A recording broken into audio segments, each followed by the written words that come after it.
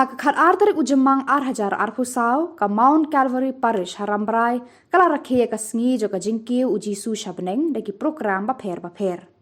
Kani ka Sngi ka long ka bakarpang hadu kata-kata namarba ki Peit ringet kila yo ban Rakhe ru ya ka Sngi bakarpang jong ki keme ka Sngi Burom jong Dominic Savio Bakhuid bat ka jing penkut no ya ka retreat ba shisien shisnem jo ka Women's Association balaya lam da upadar Khubor warjri.